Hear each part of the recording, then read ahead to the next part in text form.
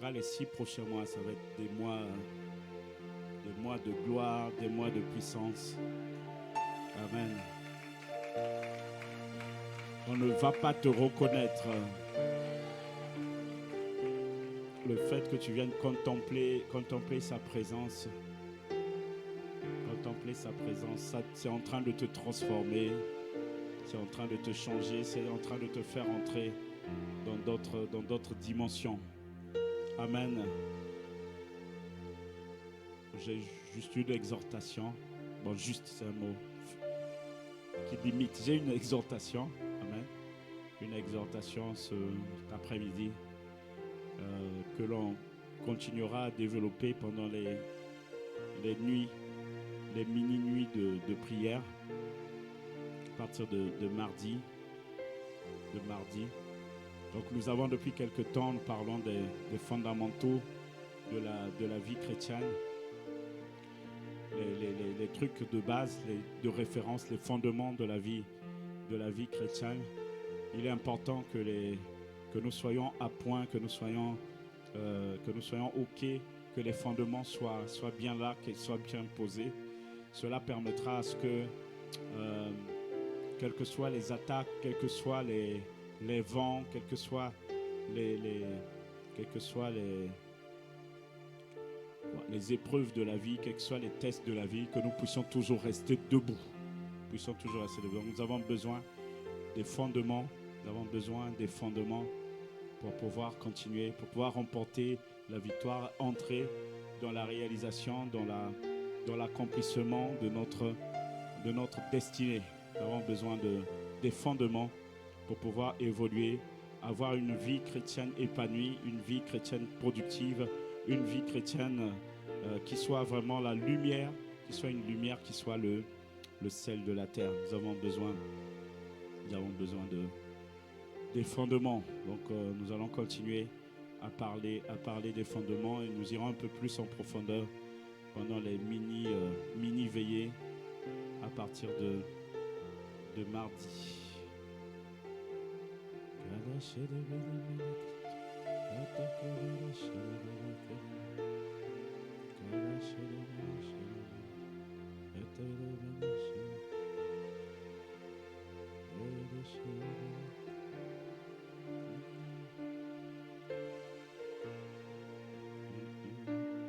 Nous allons parler de l'importance de la prière.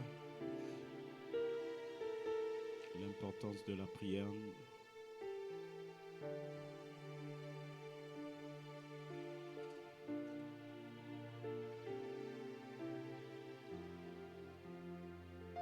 L'importance de la prière dans notre vie.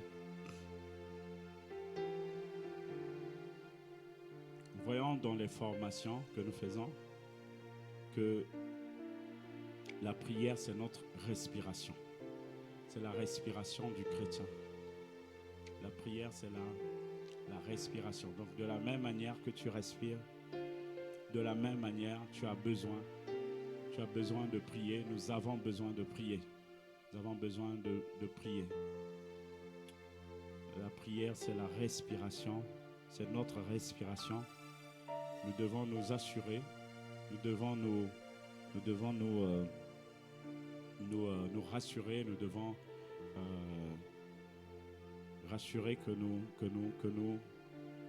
y accordons beaucoup d'importance parce que c'est quelque chose de très très critique. Tu imagines quelqu'un qui n'a pas de souffle, qui n'a pas d'oxygène.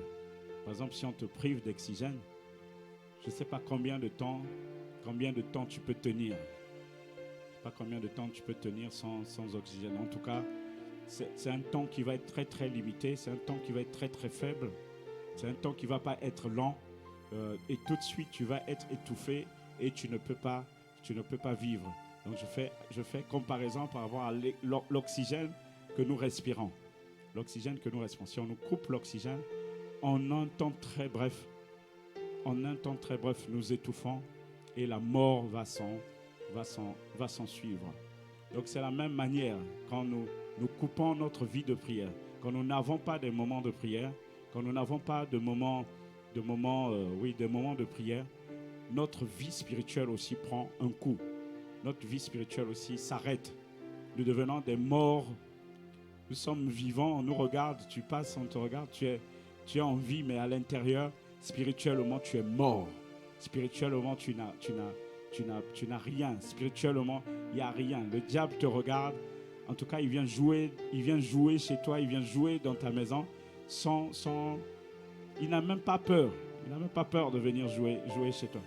Ouais, peut-être des fois, les dimanches, il fuit parce qu'il sait que tu vas aller au culte, ou les jours des convocations, il fuit parce qu'il sait que tu vas aller au culte. Mais les jours ordinaires, dès que tu rentres chez toi, il revient faire tout ce qu'il veut. Parce que si tu n'as pas de vie de prière, si tu ne respires pas spirituellement, qu'est-ce qui va se passer? Tu vas devenir comme l'homme naturel à qui on a coupé, on a enlevé l'air que l'on respire, et tu vas te retrouver en train d'étouffer et en train de mourir. Donc c'est important pour notre vie que nous puissions prier, que nous puissions avoir une communion avec Dieu. Et il y a un passage important, c'est dans l'Ancien Testament, mais qui dit une vérité qui est grande, qui dit une vérité qui est principale, qui dit une vérité qui est principale, qui est importante. C'est le passage qui se trouve dans Genèse 22, au verset 14. Wow. Genèse 22 au verset 14. Genèse 22 au verset 14. Abraham donna à ce lieu le nom de Jéhovah Jireh. Le nom de Jéhovah Jireh. C'est pourquoi l'on dit aujourd'hui, à la montagne de l'Éternel, il sera pourvu. Abraham donna à ce lieu le nom de Jéhovah Jireh. C'est pourquoi l'on dit aujourd'hui, à la montagne de l'Éternel, il sera pourvu. À la montagne de l'Éternel, il sera pourvu.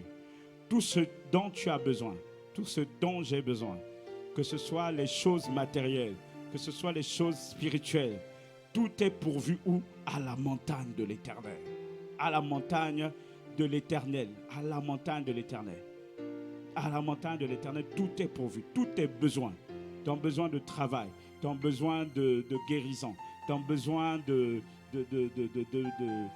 mariage, ton besoin d'enfant, ton besoin, tous tes besoins à la montagne de l'Éternel sont pourvus. Tous tes besoins sont pourvus. Tous tes besoins, tous tes besoins, tous tes besoins. Il n'y a pas un seul besoin auquel Dieu ne peut pas répondre. C'est là qu'on appelait l'Éternel Jéhovah Jireh. Jéhovah Jireh. Jéhovah Jireh, celui qui pourvoit à tous tes besoins, celui qui pourvoit à tout ce dont tu as besoin. Mais c'est pourvu où? À un endroit indiqué, à un endroit clé. Pas à n'importe quel endroit, c'est pourvu où? À la montagne de l'Éternel. À la montagne de l'Éternel. C'est même pas écrit à l'église, c'est même pas écrit à ta maison, mais c'est écrit où? À la montagne de l'Éternel. C'est là que Dieu pourvoit à tous tes besoins. C'est là que Dieu pourvoit à tout ce dont tu as besoin. Il répond à tous tes besoins. Il ne répond pas quand ce que tu veux est contre sa volonté. Quand c'est dans sa volonté, il répond à tous tes besoins. Donc c'est important que nous puissions ici, c'est Abraham qui est sur la montagne. Il est allé sur la montagne après que Dieu lui ait demandé de pouvoir sacrifier son fils. Et Abraham a accepté de sacrifier son fils unique, Isaac. Mais Dieu lui a interdit de sacrifier son fils parce qu'il va réaliser, il voit que Abraham le craint. Abraham a vraiment foi en Dieu, croit vraiment en Dieu. Et c'est la preuve que Dieu a, qu'Abraham le craint. Et c'est là qu'il dit qu'à la montagne de l'Éternel, tout sera pourvu. Et dans les versets qui suivent, nous voyons des paroles de bénédiction qui prolongent cette bénédiction, pas seulement à Abraham, mais à nous aussi qui croyons par la foi. Cette bénédiction est aussi prorogée vers nous. Et il dit au verset 15, l'ange de l'Éternel appela une seconde fois Abraham des cieux et dit, je le jure par moi-même, parole de l'Éternel, parce que tu as fait cela et que tu n'as pas refusé ton fils, ton unique. Verset 17, je te bénirai et je multiplierai ta postérité, comme les étoiles du ciel et comme le sable qui est sur le bord de la mer, et ta postérité possédera la porte de ses ennemis. Amen. Toutes les nations de la terre, y compris le Cameroun, seront bénies en ta postérité parce que tu as obéi à ma voix. Donc à la montagne de l'Éternel, ça c'est l'élément déclencheur. C'est Abraham par son obéissance, par sa foi en Dieu. On l'appelle le père de la foi. Par sa foi en Dieu, a ouvert en fait cette bénédiction à nous tous, puisque nous sommes la postérité d'Abraham par la foi. Donc tout ce que Dieu a annoncé à Abraham, tout ce que Dieu a dit pour Abraham est aussi valable pour nous. Amen. Amen. Donc toutes les nations de la terre seront bénies en ta postérité parce que tu as obéi à ma voix. Nous sommes aussi à l'intérieur. Amen. Donc où est-ce qu'il trouve la bénédiction? Où est-ce qu'il trouve la réponse? Où est-ce qu'il trouve la réponse à ses besoins? C'est à la montagne de l'Éternel, dans la présence de l'Éternel. La montagne, à l'époque, représentait le lieu où nos ancêtres chrétiens allaient, les patriarches allaient pour aller chercher la face de Dieu, parce que Jésus-Christ n'était pas encore, le sang de Jésus n'avait pas encore été versé, il n'avait pas encore été crucifié, il n'y avait pas encore d'enfants de Dieu. Donc où est-ce que les personnes allaient, où est-ce que les gens allaient trouver la présence de Dieu? C'était souvent sur la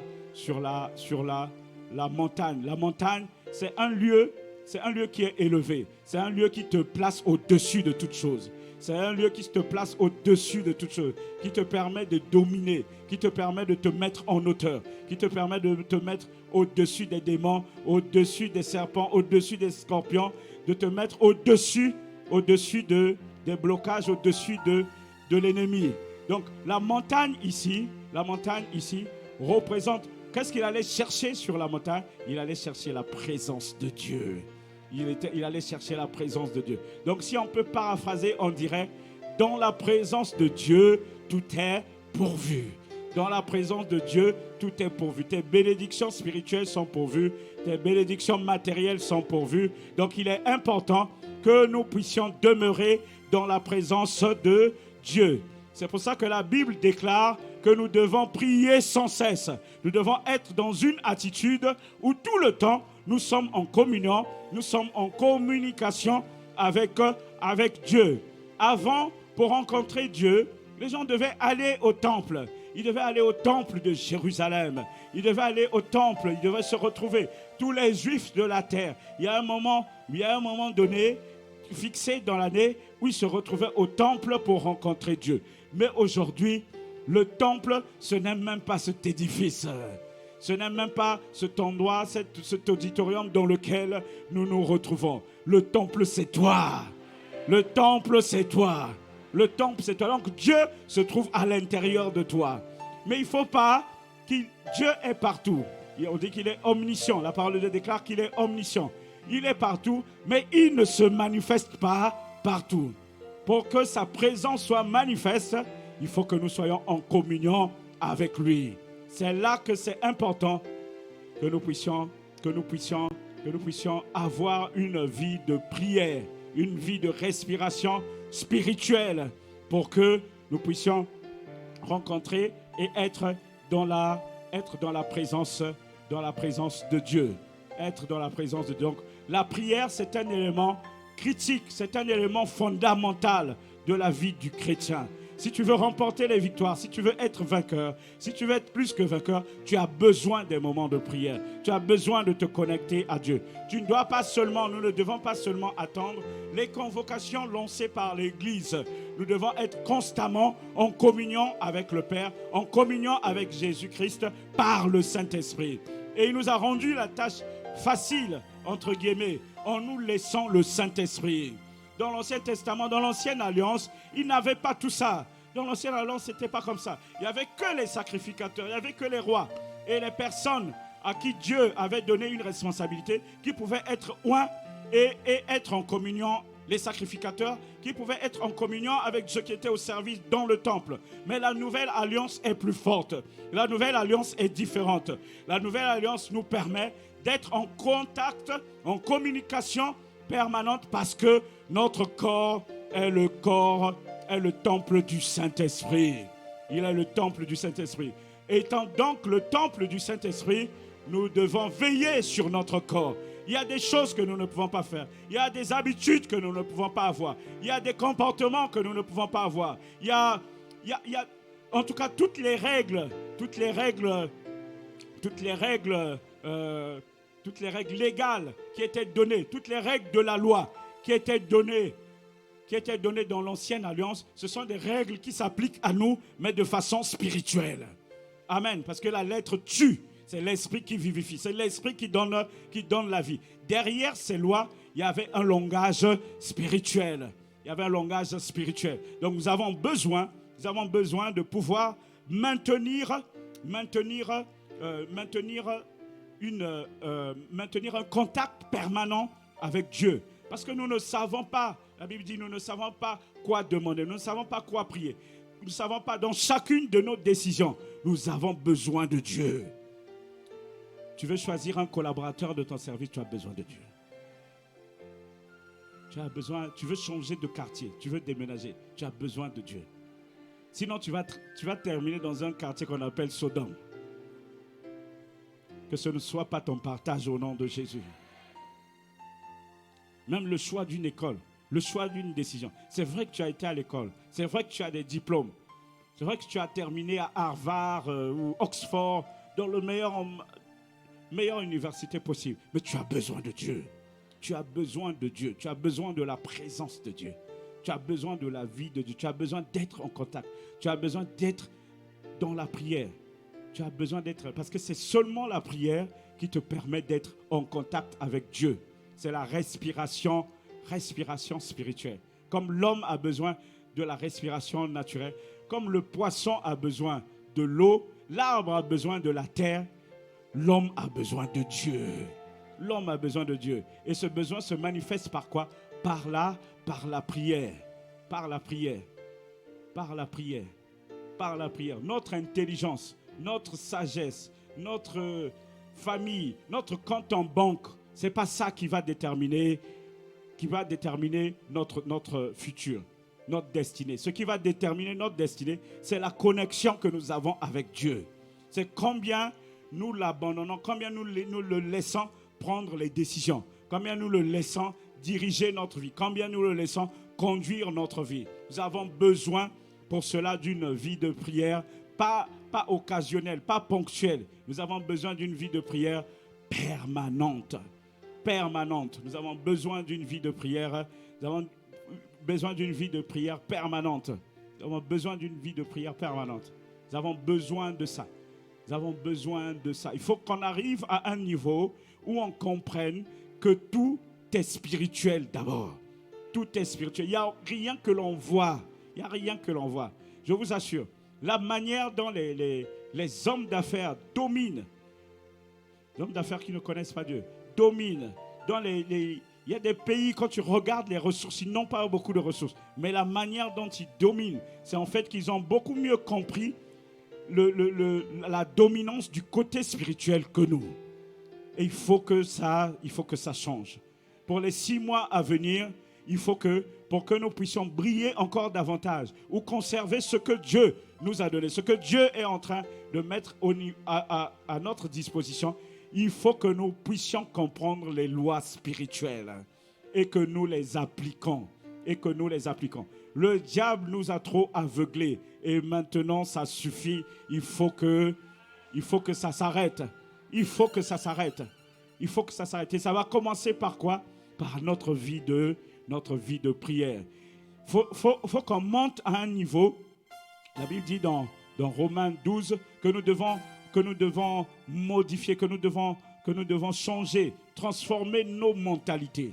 Il faut qu'on arrive à un niveau qu'on sente, qu'on sache que la prière, c'est quelque chose de critique, c'est quelque chose de primordial.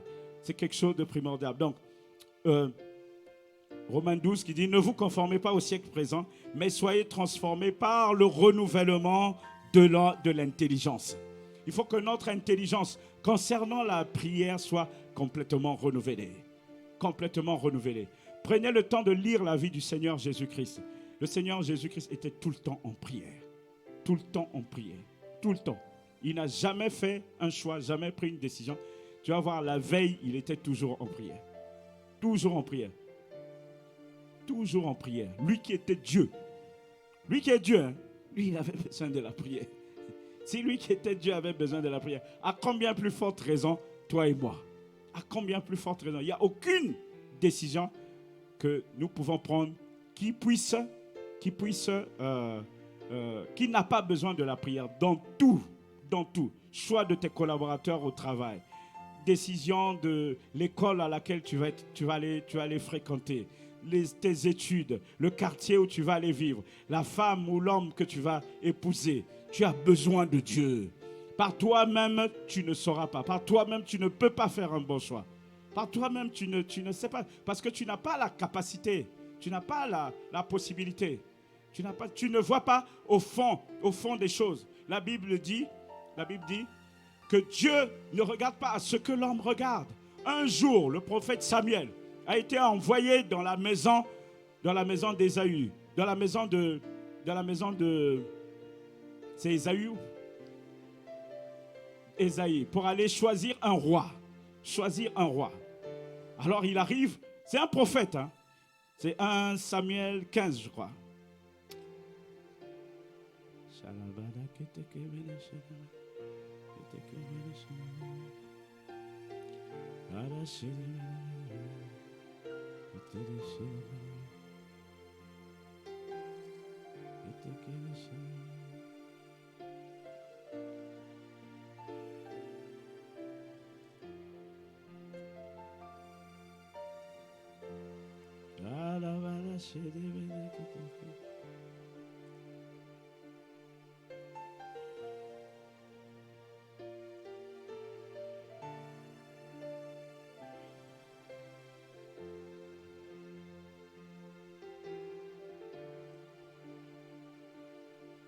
Non, c'est 16. C'est dans 1 Samuel 16.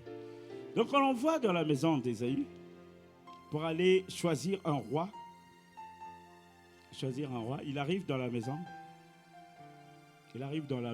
Qu'est-ce que Samuel, prophète, qu'est-ce qu'il fait?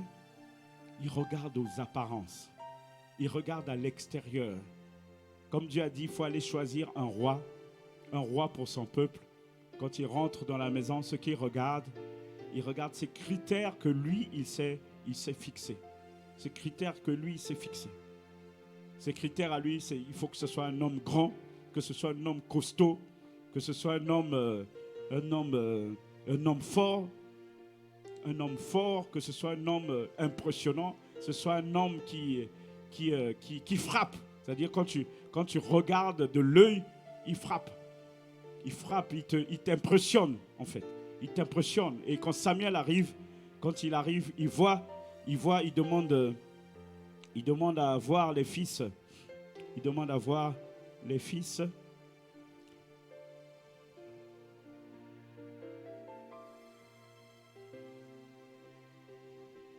Il voit Eliab.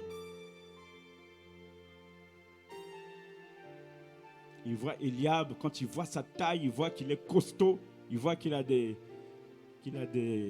muscles et tout. Il se dit, certainement c'est lui que l'Éternel a oint.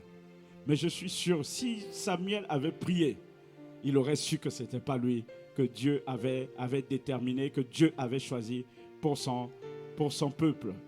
Ce n'était pas lui que Dieu avait choisi. Et Isaïe a fait venir tous ses fils.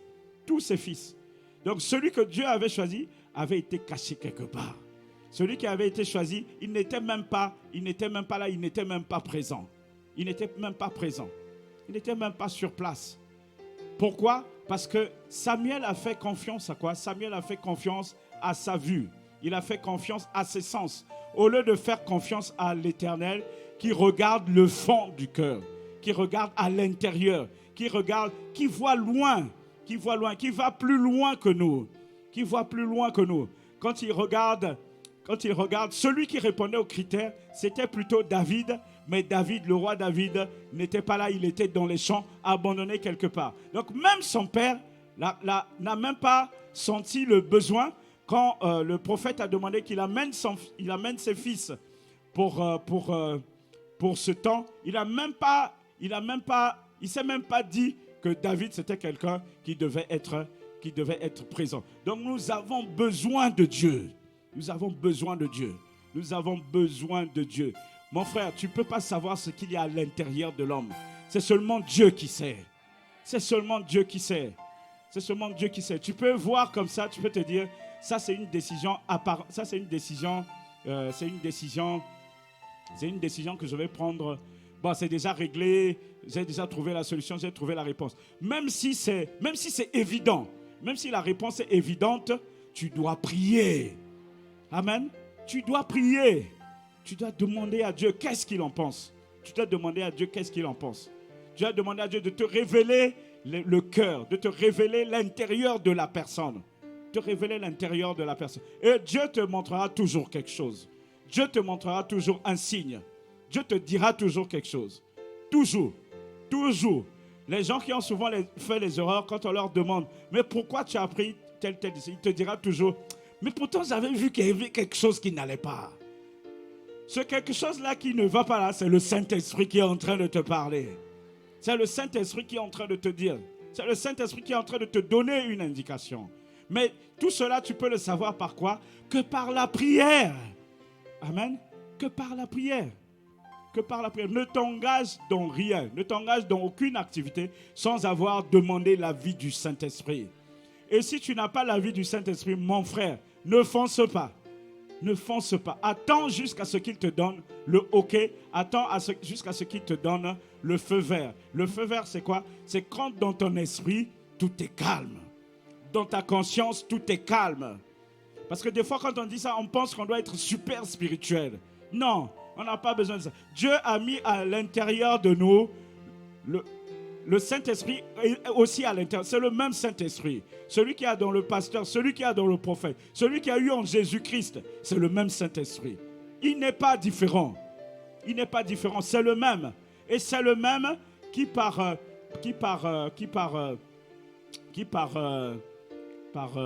il trouvera toujours un moyen de te parler. Il peut passer par une personne. Il peut passer par quelqu'un et te dira, ah, c'est pour ça que c'est important des fois de toujours demander l'avis d'autres personnes. Des personnes qui sont beaucoup mieux assis, beaucoup mieux éclairées. Mais ce n'est pas une garantie aussi. Amen. Il faut qu'il y ait la paix à l'intérieur de toi-même. C'est-à-dire quand tu t'analyses, tu te regardes, tu trouves que par rapport à cette décision-là, j'ai la paix. Dès que tu as la paix, alors tu peux foncer. Amen. Amen. Donc c'est important que notre vie de prière, pour les temps dans lesquels nous allons entrer, où il y aura des choix, où il y aura des décisions à prendre, où on veut entrer dans notre destinée, on veut voir ce que Dieu a prévu pour nous se manifester, nous avons besoin que notre vie de prière puisse complètement changer. Parce que la prière, c'est la base. La prière, c'est la respiration. C'est la respiration. C'est la respiration. C'est la respiration. Si tu n'as pas d'oxygène, tu meurs. Dans les minutes qui suivent, tu meurs. Tu ne vas pas vivre, tu vas mourir. Donc de la même manière, si tu ne pries pas, tu vas aussi mourir spirituellement. Et tu vas commencer à faire des choix. Tu vas toi-même te poser des questions. Pourtant, je vais à la famille d'Impact. Pourtant, je vais à l'église de Maison. Pourtant, je vais à la famille connectée. Pourtant, je vais au culte. Pourtant, je fais ceci, je fais cela. Mais, comme tu n'es pas éclairé spirituellement, tu vas faire des choix qui iront à l'encontre de ce que Dieu a prévu. De ce que Dieu a prévu. Donc, c'est important et ça vient de toi. Ça vient de toi. Dieu nous a donné, il y a quelque chose d'important qu'il nous a donné, qui est la volonté. Qui est la volonté. Qui est la volonté. Dieu nous a donné la volonté. Il nous a donné cette possibilité-là de pouvoir choisir. Nous ne sommes pas des esclaves, nous sommes des enfants. Nous sommes des enfants. Nous sommes des enfants de Dieu. Nous ne sommes pas des esclaves. N'étant pas esclaves, donc Dieu nous a donné la possibilité de choisir. Il a dit dans sa parole qu'il met devant toi le bien ou le mal. Il dit, je te conseille de choisir ce qui est bien. Donc le choix nous appartient. Le choix nous appartient. Le choix nous appartient. Faudra savoir que de notre choix dépend la bénédiction que nous allons avoir. De notre choix dépend la suite. Est-ce que nous allons recevoir les bénédictions spirituelles que Dieu a prévues, ou bien c'est le diable qui va nous embrouiller et nous allons être sauvés peut-être à travers du feu, c'est-à-dire dernière minute, alors que nous avions un avenir glorieux, alors que nous aurions pu avoir une vie glorieuse, alors que nous devions par exemple influencer tous les pays de cette zone, alors que Dieu a mis une grande destinée pour nous. Mais nous aurons raté cela. Pourquoi? Parce que nous n'avons pas eu cette vie de prière. Nous n'avons pas eu cette relation de prière avec Dieu. Nous n'avons pas recherché la présence de Dieu dans tout ce que nous faisons. Donc c'est quelque chose d'important, c'est quelque chose de critique, c'est quelque chose de fondamental. Ta vie spirituelle en dépend, ta victoire en dépend, ta destinée en dépend, mais pas seulement ta destinée. Il y a les destinées de toutes les autres personnes aussi qui devraient passer par toi, qui en dépendent. Donc il y a beaucoup de destinées en dépendent. Donc il faut que tu arrives il faut prendre la décision d'aménager ton temps. Le temps que tu passes sur WhatsApp, il faut réduire ce temps. Le temps que tu passes sur TikTok, il faut réduire ce temps. Amen. Le temps que tu passes sur les réseaux sociaux, il faut réduire ce temps. De plus en plus, quand on commence à remplacer certaines choses par un temps de prière. Parce qu'on a besoin de la direction de Dieu. On a besoin de la direction de Dieu. Il y a des choses, c'est apparent que la décision doit être ça. Mais quand tu creuses dans le fond là, Dieu n'est même pas derrière. Dieu n'est même pas à l'intérieur. Amen. Donc nous devons déjà commencer à nous regarder et à réduire nos temps de distraction. Nos temps de distraction. Parce que le diable, lui, ne blague pas. Lui, ne blague pas. Ceux qui le servent, ils sont plus disciplinés que nous. Donc ils servent quelqu'un qui est mort, quelqu'un qui est voué à l'échec, quelqu'un qui a une vie, la vie du diable, c'est la mort. Donc quelqu'un qui a une vie qui n'amène nulle part, mais ils le servent avec diligence. Ils le servent avec discipline. Alors que nous qui servons le Dieu vivant, nous sommes négligents. Il essaie de nous aveugler, d'aveugler notre intelligence, de porter notre priorité aux choses qui n'ont pas d'intérêt, aux choses qui ne sont pas prioritaires. Il essaie de nous aveugler, d'aveugler l'intelligence. Mais cela s'arrête aujourd'hui au nom de Jésus. Cela s'arrête aujourd'hui au nom de Jésus. Amen. L'une des choses qui est importante, c'est de confier sa journée à Dieu. Confier sa journée à Dieu. Chaque matin, il faut confier sa journée à Dieu. Recommander sa journée à Dieu. Briser tout ce qui a été préparé contre toi dans la nuit. Parce que la nuit, là, eux, ils ne dorment pas. Ils ne dorment pas. Ils ne dorment pas. Ils vont créer des accidents, des incidents. Ils vont savoir que tu passes par tel carrefour. Ok, sur ce carrefour-là, on va créer une situation qui va faire que quand tu vas passer, tu vas avoir un accident. Donc eux, pendant la nuit, ils travaillent. Donc le matin, quand tu te réveilles, il faut briser quand tu te réveilles. Donc il faut que tu aies un moment de prière. Tous les matins, il faut que tu aies un moment de prière. Tous les matins. Parce que la parole de Dieu déclare que ses bontés et ses promesses se renouvellent quand? Chaque soir. Chaque matin. Amen. Elles se renouvellent chaque matin.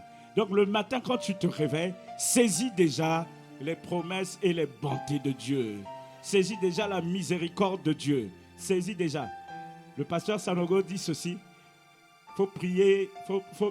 Si tu te réveilles trop tard le matin, toutes les bontés et les miséricordes sont déjà parties. Et toi, tu arrives là, il n'y a plus rien. Ce ne sera pas ton cas au nom de Jésus. Ce ne sera pas ton cas. Donc, il faut se réveiller avant l'aurore. Avant que les oiseaux même commencent à chanter. Parce qu'il y a beaucoup de choses qui se réalisent à ce moment-là. Il y a beaucoup de choses qui se fixent à ce moment-là. Avant l'aurore, c'est avant que le soleil ne se avant que le soleil ne se lève. Amen. Avant que le soleil ne se lève, avant que le soleil ne pointe à l'horizon, avant que les oiseaux du ciel ne commencent à chanter. Toi, tu es déjà debout, tu es déjà en train de prendre possession. Tu es déjà en train de lier, tu es déjà en train de bloquer, tu es déjà en train de recommander ta journée, tu es déjà en train de recommander tes courses, tu es en train déjà de recommander les décisions que tu vas prendre. La Bible nous dit que nous devions nous confier à l'Éternel de tout notre cœur. De tout notre cœur. Si on a une situation à l'entreprise, c'est à ce moment-là qu'il faut la confier. C'est à ce moment-là qu'il faut la remettre entre les mains de Dieu. J'ai besoin de ta sagesse. J'ai besoin de ton intelligence. Qu'est-ce que je dois faire par rapport à tel problème? Qu'est-ce que je dois faire par rapport à tel défi? Seigneur, parle-moi. Esprit, aide-moi. Aide-moi à trouver la solution. Dis-moi quelle est la décision qu'il faut que je prenne. Comment je dois marcher? Comment j'ai telle décision à prendre. J'ai tel choix à faire. Dis-moi qu'est-ce que je dois faire. On doit le faire tôt le matin, avant l'aurore. C'est pour ça que les prières, la première prière, nous la commençons à 5 heures du matin. Mais toi, avant 5 heures, tu es déjà debout. Tu es déjà en train de recommander ta journée. Tu es déjà en train de recommander ta vie entre les mains de Dieu. Je vous assure, le dehors-ci là, il y a une lutte terrible. Il y a une lutte terrible. Et lui, il ne fait pas de cadeaux. Nous aussi, on ne devrait pas faire de cadeaux. Amen. Nous aussi, on ne devrait pas faire de cadeaux. Dès le matin, 4h30, tu es déjà debout. Si tu ne sais pas qu'est-ce que tu vas prier, tu commences à prier en langue. Et puis tu vas voir, l'inspiration va commencer à venir. L'inspiration va commencer à venir. Tu vas voir, ta pensée va aller dans une direction. Ça peut être ton fils, ça peut être une situation que tu n'as pas regardée. Alors tu confies cette situation entre les mains de Dieu. Donc pendant que tu es en train de prier, l'inspiration commence à descendre. Et tu vas voir, il y a une pensée qui vient. Mais il y avait ça que tu n'avais pas fait. Il y a ça que tu n'avais pas fait. Il y a tel problème, il y a tel défi. Ou des fois tu es là, tu te sens mal à l'aise, tu te sens qu'il y a quelque chose qui ne va pas. Et tu peux poser la question au Saint-Esprit pour savoir, mais pourquoi? Après il va te dire, tu avais tel problème. Et ce problème-là commence à te tourmenter. Qu'est-ce que tu fais? Tu le déposes au pied du Seigneur Jésus. Tu le déposes auprès du Seigneur. Il dit, venez à moi, vous tous qui êtes fatigués et chargés, et je vous donnerai du repos. Donc tu donnes tous tes fardeaux, tu déposes tous tes fardeaux entre ses mains. Tu déposes tous ces fardeaux entre ses pieds. Et tu vas voir, ta vie va complètement changer. Amen. Amen. Donc nous avons besoin que notre vie de prière puisse reprendre, que notre vie de prière puisse être renouvelée, que notre vie de prière soit changée. Ça, c'est quelque chose de prioritaire, quelque chose de capital. Parce que si nous n'avons pas de vie de prière, tu vas être malmené. Nous allons être malmenés. Tu peux même être poussé à aller voir un marabout. Si tu n'as pas de vie de prière, c'est-à-dire tu vas tellement être obscurci, tu peux faire des choix qui ne sont pas le sien. Tu vas aller d'église en église. Tu vas dire, là-bas c'est meilleur. Non, c'est pas meilleur, c'est toi qui as un problème. C'est toi et moi qui avons un problème. Bon, c'est peut-être pas toi, c'est ton voisin qui a un problème. Le problème, c'est quoi? La prière. Il faut qu'on ait un esprit de prière. Qu'on ait une vie de prière. C'est capital. C'est la base. C'est vraiment la base. C'est un fondement. C'est la respiration de la nouvelle création.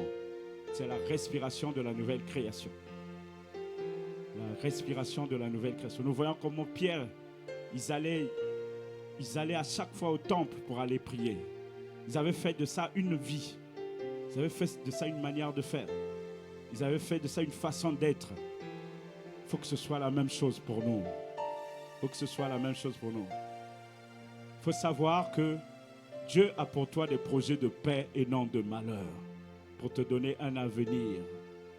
Dieu a pour toi des bons projets. Donc même si on se moque de toi, le born again là, vous les born again là, les amis te fuient, les gens te fuient, c'est pas grave mon frère. Faut dire à celui-là, on se reparle dans 10 ans, on va voir. qu'est-ce que tu seras devenu et qu'est-ce que moi je serai devenu. Et là, on pourra faire la comparaison. Amen. Le diable veut nous montrer qu'il n'y a pas de vie, qu'il n'y a pas d'intérêt d'être chrétien.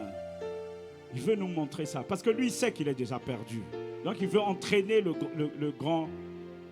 il veut entraîner beaucoup de gens avec lui. Mais cela s'arrête. Il faut qu'on comprenne l'importance de la prière. Amen. Donc, il est important de se réveiller tôt le matin, déjà pour prendre possession, pour déjà déterminer la suite de sa journée, la suite de sa vie, pour déjà prendre position, pour déjà faire des décrets, poser des décrets, comment la journée va être. Mon frère, tu ne fais pas ça, ta journée sera difficile. Tu seras malmené. Tu seras malmené et tu vas perdre ta paix. Et c'est ce que le diable aime. Quand on perd notre paix, on ne sait plus quoi faire. On commence à se livrer à n'importe quelle solution. Là, il est content, mais ça s'arrête à partir d'aujourd'hui. Amen. Et une chose aussi que j'ai dit au premier culte, et je vais terminer par ça. La réponse à la prière, la réponse à notre prière, Dieu a 3 réponses. Amen. Dieu a 3 réponses. 3 réponses.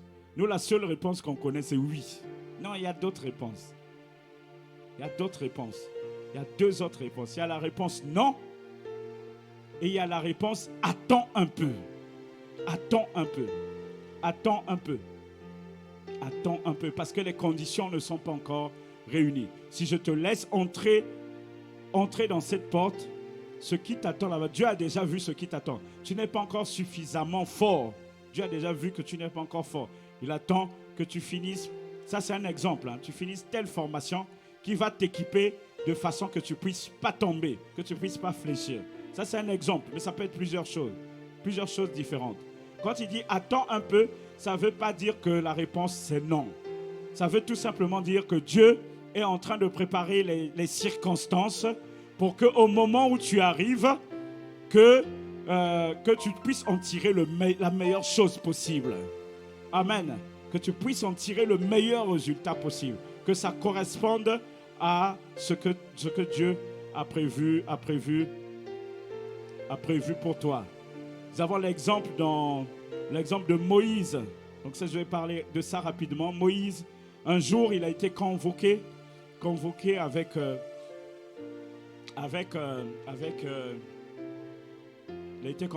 son conseil.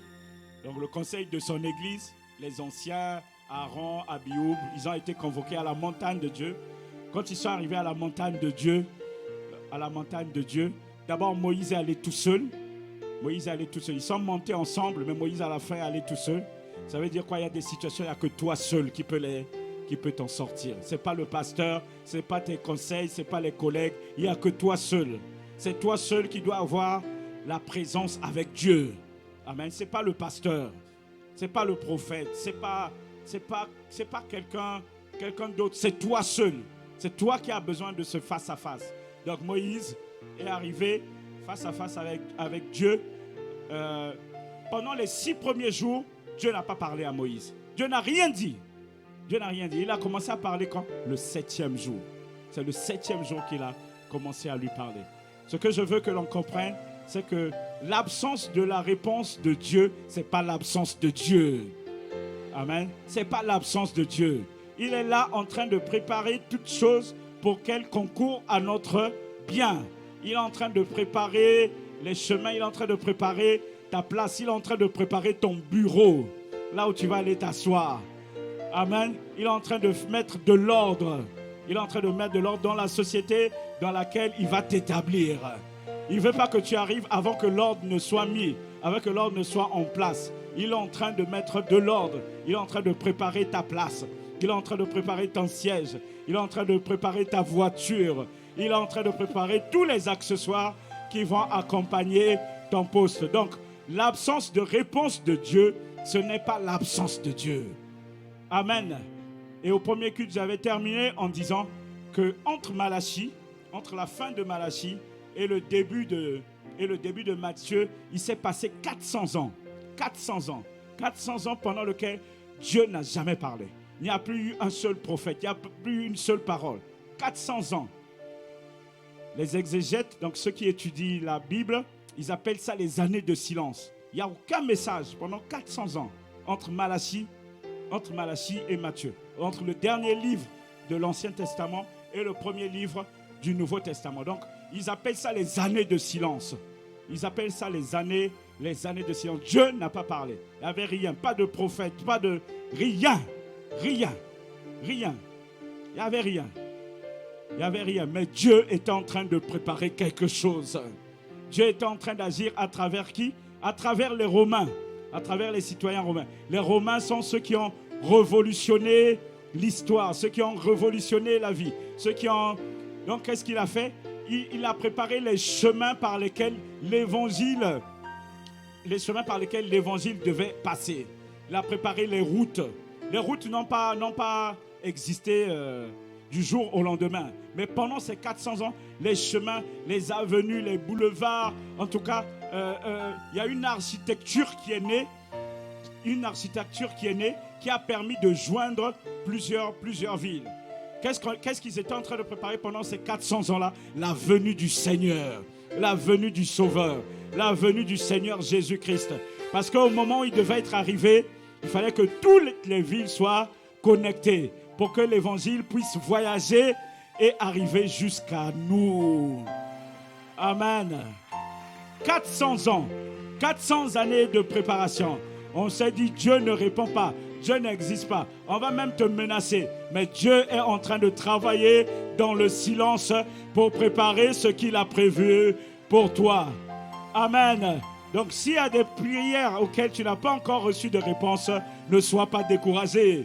Parce qu'il est en train de préparer les choses pour qu'elles soient en place pour toi. Amen. Est-ce qu'on peut se lever et acclamer le roi des rois?